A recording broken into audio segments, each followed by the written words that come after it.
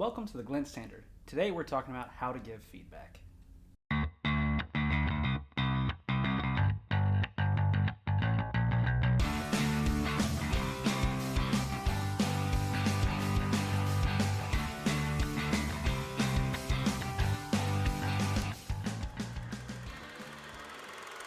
Erayne.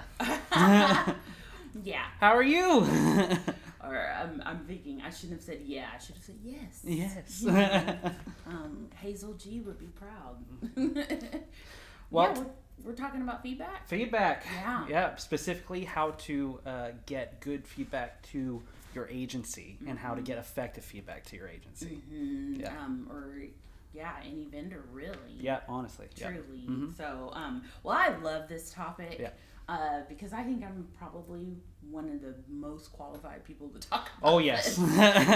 Just because in my 28-year career, Mm-hmm. I have been on the brand side, and we talk about it a lot. Mm-hmm. But I've been on the brand side where I've worked with vendor partners all the time, and have had to provide feedback to them on projects that perhaps that they're helping with. And it has been a journey. Yeah. It has been a journey. I don't think you're ever good on day one at all, but I will say that it's so important. I think that giving the proper feedback is often overlooked. Yeah. Don't you think, for like a lot of people? Oh, absolutely. I think feedback is something, we talk about very often that, there has to be a strategy to everything we do in our business. And I think a lot of times people think feedback, it's simple. Just tell you what you yeah, want. tell them what you think. Yeah. Tell them what you want. But there is a strategy to it, and there is a technique to it. And especially if you want the most bang for your buck when it comes to efficiency, how to deliver that feedback. There's an art to it. There is an art. There is an art. It almost goes into the category of planning. You know how a lot of people like to jump right in and do their event or do their activity and whatever so they can check it off without the proper planning. And what I mean by planning is like, stating your objectives, your goals perhaps, the target audience, key messaging. All of that foundational work makes everything else a breeze. And so feedback is kind of what I think one of those things. Yeah. So yeah, I think one of the important things too is why that matters so much as well is because feedback is that little glue and duct tape that keeps all those projects functioning in an efficient manner. Whereas if you don't have that and you get gridlock on feedback, almost everything can come to a screeching halt. So giving efficient feedback keeps everything flowing in the best way possible. It does. So let's define it. Just in case we're talking about feedback all the time and people don't really know what we're talking about. We mean that if you have a vendor partner or hopefully an agency or a freelancer or someone who's working with you to help you reach your goals and they are responsible for delivering a product to you, that product might come to you and it might not be exactly what you envisioned or it may not align with the goals of the organization, or maybe there's a typo or an error in it. Something like that, small as that. Feedback is how you tell your vendor partner to change something. Yeah. to make a correction. So that's what we mean by feedback. And feedback matters because obviously you want to keep your job. Yeah. Everybody wants that. Everybody wants that. And obviously you want to be the organizational superstar. So you want to deliver a good product and keep your reputation high within your organization. Of course, yeah, absolutely. So like I said, for a long time, I have been on the other side. I have not been on the agency side. Oh, by the way, I just celebrated my 3-year anniversary. Is it your third one? It's funny you say that. I just was thinking that the other day. Did you? Yeah, because I'm coming up on mine in a few months, and I was thinking about it. I was like, I don't know if we ever celebrated Erayne this year, so I was wondering when it was. Everybody just let Erayne just go. But so it's been 3 years, but I will say again, being on the brand side for so long, like you never lose that. And again, I think that's one reason why I'm a good fit here at Glint. So, but anyway, the first thing I want to tell anybody who has a vendor partner about feedback, that is blah blah blah. that it's your responsibility as that vendor or as that client. It is your responsibility to provide good feedback. Also, it is your responsibility to look at what your partner is giving to you and analyze it, study it, and review it. No one else can do that for you. Yeah. You have to do it. Yep. And it doesn't even matter how much you think of your agency or how much you know that they've gotten your back. Mistakes happen. And we have to just keep moving. So at the end of the day, as the client, you have to be responsible. So a good example of that is just typos. Yeah. You have to go through all of your content and, look at mistakes or point out mistakes, that it cannot be your agency fully, because it wouldn't be a partnership. No, not at all. And I think something to add on to that I think is very good, because we're talking about gridlock a second ago, and I think a spot where a lot of gridlock happens is that a lot of times an agency will send briefs or items for review, and a lot of times, especially if it's copy heavy, a lot of times people don't even look at it, or it feels like it sometimes, like they don't look at it. So then your agency gets the brief or the product back or the asset back, and everything's good to go, we move forward. But then because the client themselves didn't review that asset properly, now we have to go back, and now we have to take a step backwards, and now we have to they may point something out, so now we have to take a step backwards, and that can really halt the process. And we've seen many times before how sometimes when that happens, it can really affect timelines too. It's a domino effect, and especially if that timeline is not supposed to move. Yeah. If it's a real tight timeline. And it stayed the same. Yeah. This is how I always operated on the brand side. Yeah. If I was the one holding up the process, I acknowledged it. It is okay to say that. I was accountable. I did not point fingers at my agency and say, well, you didn't do this, whatever. I knew it was my responsibility. Yeah. And if the timeline extended and it was because of me, it was because of me. Yeah. It's just, and that was one of my points I was going to talk about, is just being accountable and acknowledging when it is you. Sometimes it is the agency. Again, where no one's perfect. Yeah. But you just kind of have to acknowledge it and move on. You know, that is what a partnership is. I think a flip side of that coin too also is while it's important to give that feedback, I think something important too is don't always feel rushed for that feedback. Thoroughness and providing helpful feedback is always more important than just quick responses. Quick responses are great. Like, don't get me wrong, I love a good quick response and us to move forward, but I'd rather that feedback be thorough. That way we don't have to take, like I said, that step back, 2 steps forward, 1 step back situation. So on that note, again, being on that opposite side, I think we clients, we really have to stop. Yeah. We have to stop and review properly. I mean, it's just, it is what it is. Well, and it only benefits you as the client. It's of course it helps, the agency, but in the end of the day, like, the results that the agency is looking for is through the client. So, absolutely. Like, it's only going to benefit you, of course, as the client. One of the things I would do is close my door and devote 10 minutes. And I'm a big fan of, like, blocking out your time on your calendar. Yep. Same here. And, and if it was 10 minutes, sit down, I would review what I was just given by my partner and look at everything. No distractions, cut off the ringer, do whatever you have to do to get in that zone. Because again, it's everybody's responsibility to go through that. Yeah. And I know it's hard because a lot of times our clients are being pulled in different directions, but you have to stop and you have to give that product that you have in your hand the time that it deserves 100%. To be the best it can be. 100%. Because at the end of the day, it is your reputation on the line. Yeah. So, but in that vein, you mentioned something very important. Okay. A brief. Yes. I think, again, this goes back to planning. I think everyone needs a brief before they begin their partnership 100%. or before they begin their project with their agency or whatever vendor that you have. Mm-hmm. And I would say it can't be verbal. Oh, no, not at all. Because we're all going to forget. You forget stuff every day. I forget stuff every day. You can't depend on that verbal that verbal connection. It's going to have to go deeper.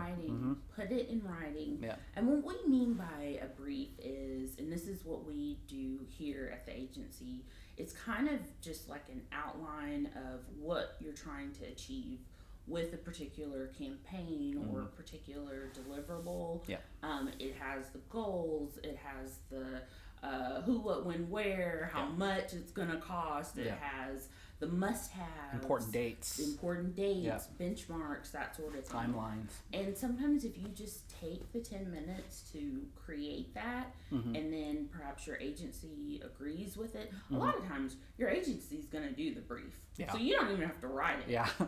You just have to read it. Just read it and be thorough. That's the beauty of it. And I've seen, and I don't know, I don't want to knock freelancers who are earning some wages, but I haven't seen brief making as often working with freelancers as I've seen with working with agencies. Well, the scale is oftentimes smaller too. Yeah, I think that a lot of people think that when projects are smaller, we can skip the brief, or we can do we don't have to do all these formalities. But at the end of the day, the brief, like you said, it protects everybody. It makes sure that your agency stays on track with your vision, and it makes sure that the agency is protected and that everybody gets what they want ultimately at the end. So no, briefs are very, very important. I'm a big fan of briefs. So. Sounds very formal. Yeah. It's really not. No, it's like, here's what's up. Well, they don't have to be extensive either. They don't have to be like these 4 or 5 page agreements. Like they can be a simple half page, just with important due dates, timelines, like you said, budget,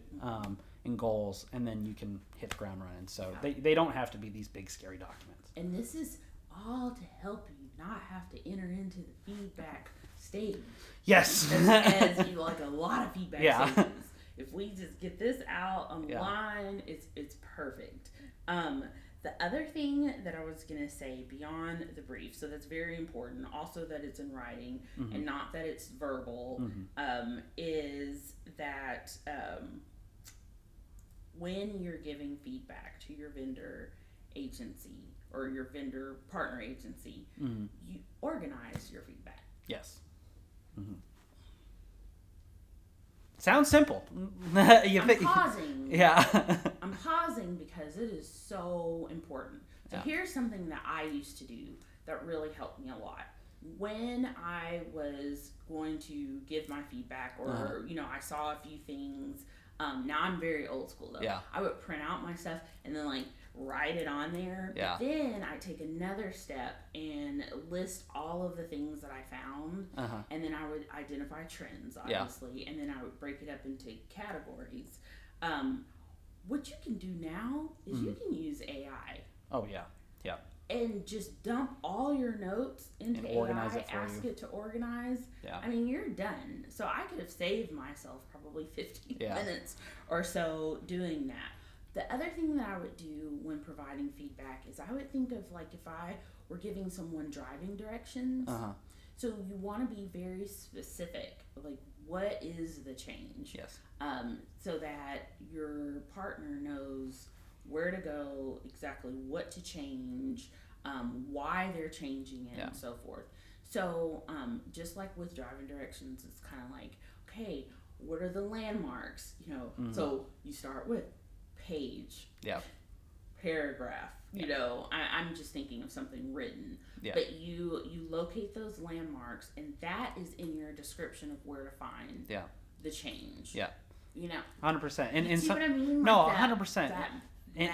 And something that goes with it, I think, too, is screenshots. If you can take screenshots, that can save everybody time. Because listing is great. Of course, with copy and stuff like that, that's a great way to do it. And never is that not a bad thing. That's always a great thing to have. But that extra bolster for it, screenshots are phenomenal. Save us so much time. Yeah. And if you don't know how to do a screenshot, Google is your best friend. Yeah.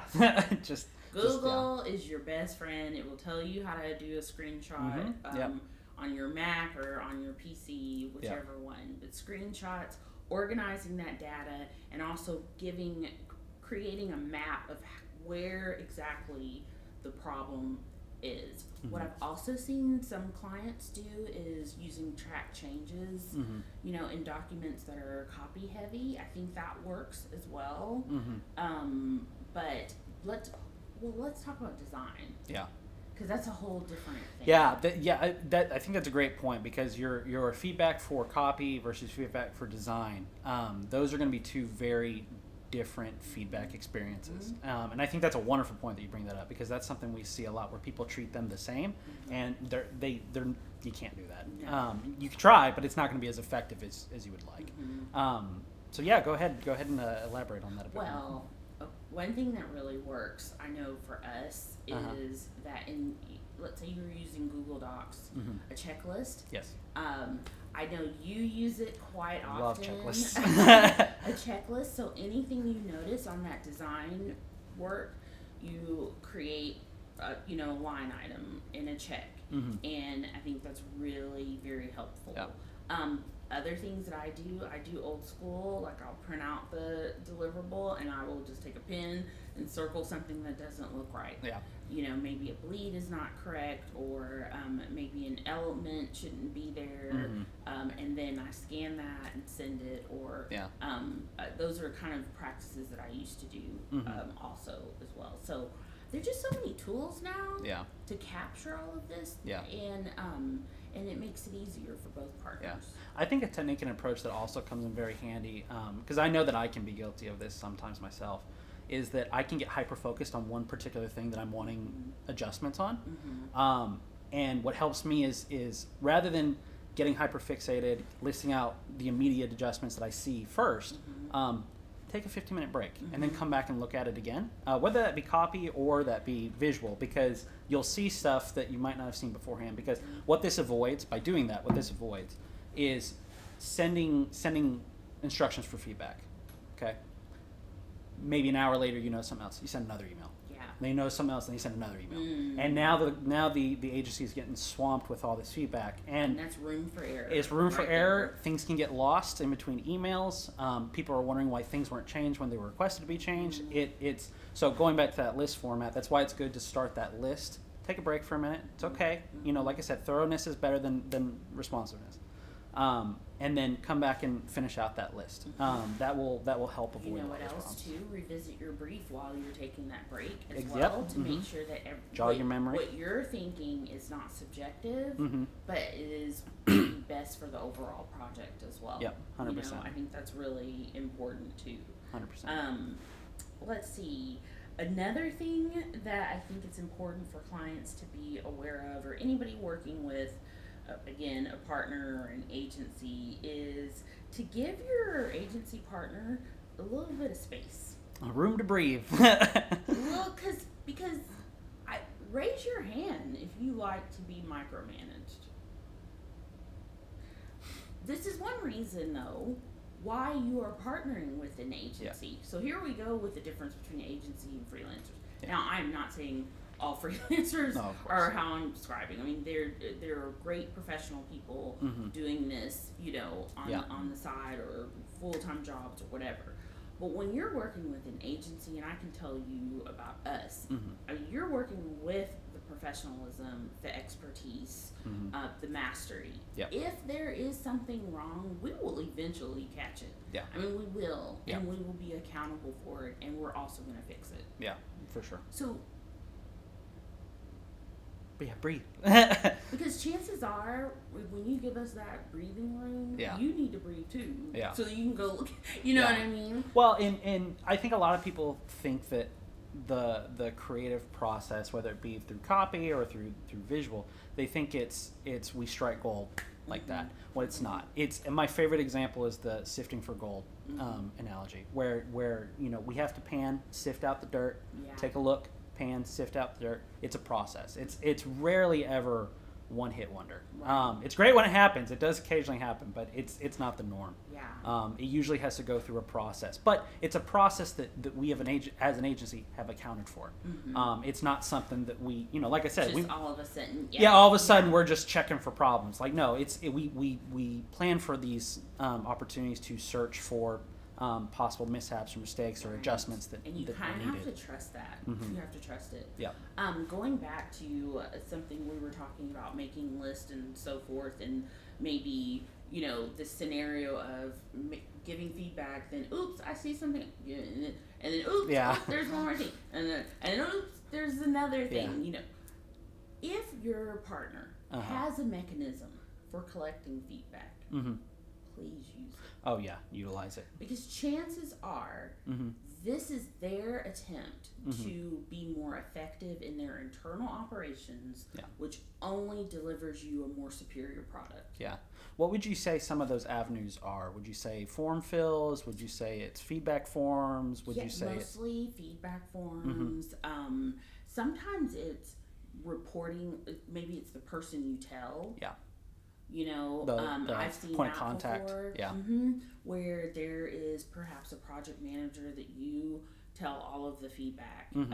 And maybe somebody else at the agency, but for feedback purposes, they have a workflow where you talk to that one person. Yeah. Try to adhere to that. Yeah. Mm-hmm. Because again, I think that is your agency's way of delivering a better product for you. Mm-hmm. And reducing some of that back and forth. Yeah. And also for making sure that they're doing what they're supposed to do. Yeah. And I think this is why it's interesting, because it comes full circle here, because as you were talking about before about referring back to the brief, oftentimes the brief will state who your point of contact is. Mm-hmm. So if you ever, for instance, if there's ever a circumstance, I know sometimes agencies do this, but if, for instance, the videographer sends you your video assets, mm-hmm. that's not the person to deliver your feedback to. Right. They are providing you the product for you mm-hmm. to review, but you always need to review back to that brief or review back to your past email correspondence and see who that point of contact is and who you need to talk to. I'm a big fan of processes and workflows. Yeah. And keeping things in order. That's management 101. The last thing I'm going to bring up, because y'all, this is the tip of the iceberg. Yeah. I don't know. We could probably do several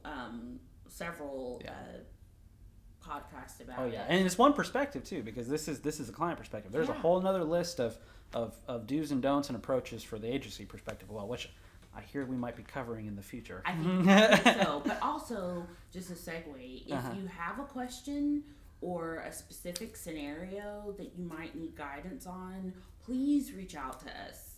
Yeah. Especially me. Because I do understand both sides of it. But the last thing I was going to say with feedback is, you don't have to just give bad feedback. Yeah. You can say what you like, because then that helps your partner know, okay, my client likes using images without people. Yeah.